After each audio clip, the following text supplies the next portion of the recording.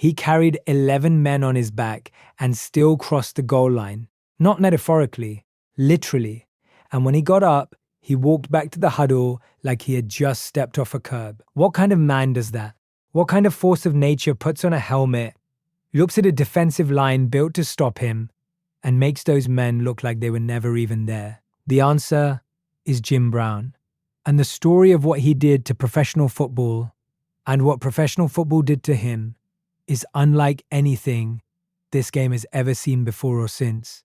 But here is what nobody tells you. The most stunning part of Jim Brown's story is not what happened on the field. It is what happened off it. And by the time this is over, you are going to be asking yourself one question that has no easy answer. Was Jim Brown the greatest football player who ever lived, or was he something even bigger than that? Let us go back. Way back to Manhasset, New York, in the early 1950s. A teenager named James Nathaniel Brown is doing something that should be impossible. He is the best football player in his county. He is also the best lacrosse player, the best basketball player. He runs track. He averages over 38 points per game in basketball as a high schooler. 38 points. In an era before the three-pointer even existed. The boy is not a multi-sport athlete. He is a multi-sport catastrophe for anyone who has to play against him. When he gets to Syracuse University, 45 schools have offered him scholarships. 45. And still, Syracuse makes him sit behind a mediocre fullback his freshman year simply because of the color of his skin. The coaching staff does not want to give a black man the carries. Let that sink in. One of the most gifted athletes ever born onto American soil, and the first battle he has to fight is just to get on the field. But here is where the story turns. Jim Brown does not quit. He does not transfer. He does not complain to the press. He does what he always does. He waits, he trains, and when they finally hand him the ball, he makes it so obvious, so embarrassingly, undeniably obvious, that there is no conversation left to have. By his senior year at Syracuse, he is averaging nearly 6 yards per carry, scoring at will, and putting up numbers that leave scouts from every NFL team scribbling furiously in their notebooks. He finishes 5th in the Heisman Trophy voting in 1956, a ranking that remains one of the most egregious snubs in the history of college football. 5th, the man who would go on to redefine what a running back could be. 5th. The bias of that era left fingerprints all over everything, and Jim Brown wore those fingerprints like a scar. The Cleveland Browns select him 6th overall in the 1957 NFL Draft. Head coach Paul Brown, no relation, is cautious at first. He is not sure how to use this 21-year-old fullback who looks like he was sculpted from something harder than stone. 6'2", 232 pounds, and he runs the 40 in 4.5 seconds. In 1957, when most fullbacks were blocky slow, bruising short-yardage specialists, Jim Brown is running past cornerbacks. He is running through linebackers. He's doing both on the same play. His rookie season, he leads the entire NFL in rushing yards. He wins Rookie of the Year. He makes the Pro Bowl. And that is just the beginning. Here is your first mind-blown moment. Jim Brown led the NFL in rushing yards in 8 of his 9 professional seasons. 8 out of 9. He never finished lower than second in any year he played. Not once. Not in an off year. Not when he was hurt. Not when the defense game planned specifically to stop him, which every defense did, every single week, for 9 straight years. He was not sneaking up on anyone. Every coordinator in the league knew he was getting the ball. Every linebacker was scheming for him. And he still won 8 rushing titles. That is not dominance. That is something beyond dominance. That is a category that does not have a name yet.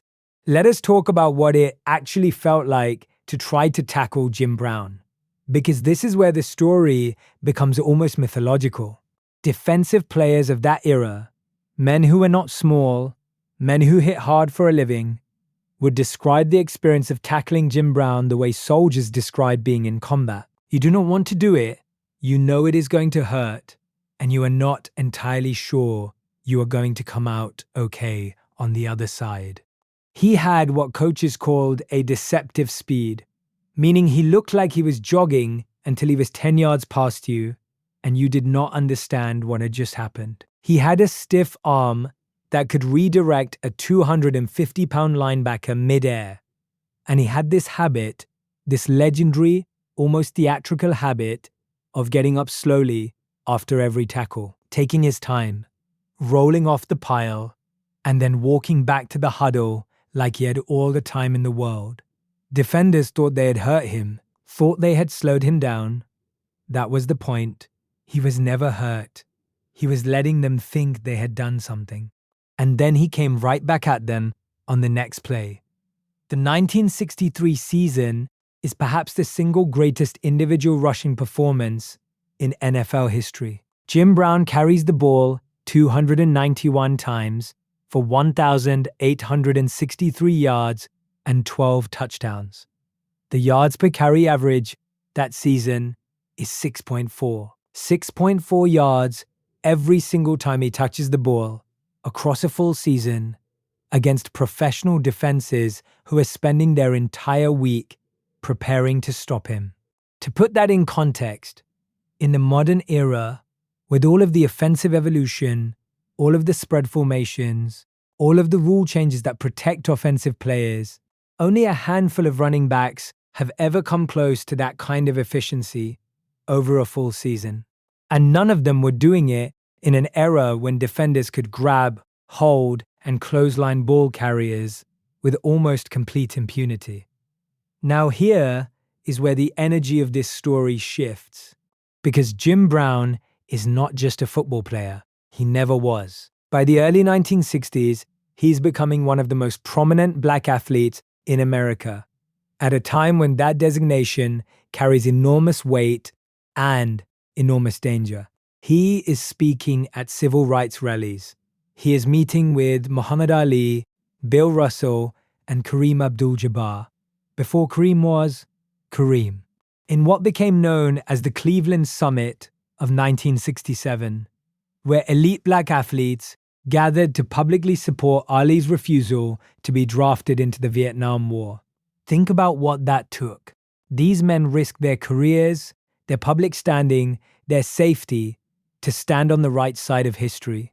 Jim Brown was not just a football player who happened to be black. He was a man who used every platform football gave him to fight for something larger than yards and touchdowns. And here is the second mind-blown moment that changes everything you think you know about this story. Jim Brown retired at 30 years old.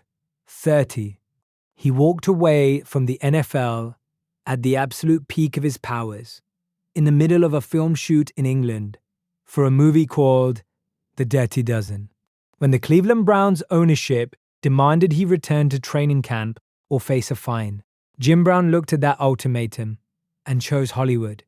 He chose his own sovereignty. He chose to walk away from a game he had never lost at, because no organization was going to tell him what to do with his time in his body. He had already proven everything. There was nothing left to prove. At the time, fans were stunned, furious. How could the greatest player in football just leave? But look at it now.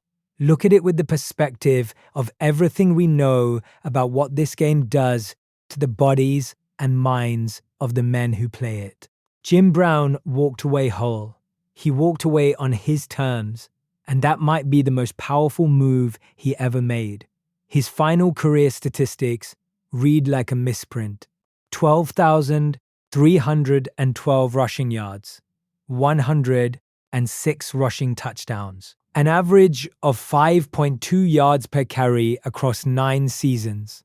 When he retired, he held virtually every significant rushing record the NFL kept. It took Walter Payton, one of the greatest running backs who ever lived, until 1984.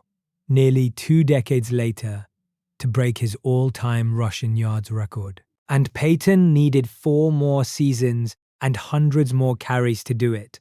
Jim Brown played 118 games in his career. Peyton played 190. Brown did in 118 games what it took Peyton 190 to surpass. Let that number sit with you for a moment. So here is the question I want you to sit with, and I genuinely want your answer in the comments. If Jim Brown had played for 15 seasons instead of 9, if he had never walked away, do you think any rushing record in NFL history would have ever been broken? Not in the 1980s, not in the 19, maybe not ever. Think about what the numbers look like if you simply project his averages across 6 more seasons, and then tell me what you think. But let us come back to the man himself, because the legacy of Jim Brown is complicated in ways that a simple highlight reel cannot capture. He was transcendent on the field and turbulent off it. His personal life carried controversies that followed him for decades, allegations and incidents that his supporters struggled to reconcile with the icon they admired. Jim Brown, the cultural warrior, the activist, the mentor who spent years working with gang members in Los Angeles trying to reduce violence. That man existed alongside a darker personal history that cannot be erased. The full picture of Jim Brown is not a clean hero's journey. It is a human story. Messy, brilliant, painful, and complicated. And perhaps that is what makes it true. What endures, undeniably, is what he did to a game that was not ready for him. Football in 1957 had a certain shape, a certain logic, a certain understanding of what a running back was supposed to be. Jim Brown broke every piece of that understanding and handed it back to the league in pieces. He showed that a fullback could be a feature weapon, a centerpiece, an offensive system unto himself. He showed that power and speed were not opposites. They were the same thing if the man carrying them was built the right way. He changed the position, he changed the game, and he did it before integrated rosters were even fully normalized, before black athletes were fully welcomed into the conversation of greatness, before the culture was ready to process what it was watching. That is what makes Jim Brown different from every other great player in football history. His greatness arrived before the world had the vocabulary to describe it. Coaches did not have the language. Defenders did not have the answer. And historians, even now, struggle to find the right frame for what he was, because the closest comparison might not even be another football player. It might be the idea that occasionally, once in a generation, nature produces something that the current system simply cannot contain. And rather than let the system define him, Jim Brown defined himself. On a cold afternoon in Cleveland, in front of a stadium full of people who would spend the rest of their lives telling their grandchildren what they saw, Jim Brown ran through an entire defense, got up slowly, walked back to the huddle, and did it again, and again, and again, for 9 years, until he decided he was done. Not because the game beat him, not because age slowed him, not because any defensive coordinator in the history of professional football ever actually figured out how to stop him. He stopped himself, on his own terms, in his own time, and walked out of the game the way he had always lived inside of it, on no one's timeline but his own. The man who dominated football before anyone was ready. The man who was ready long before the game deserved him. If you enjoyed this story, subscribe to Gridiron Legends for more unforgettable football history.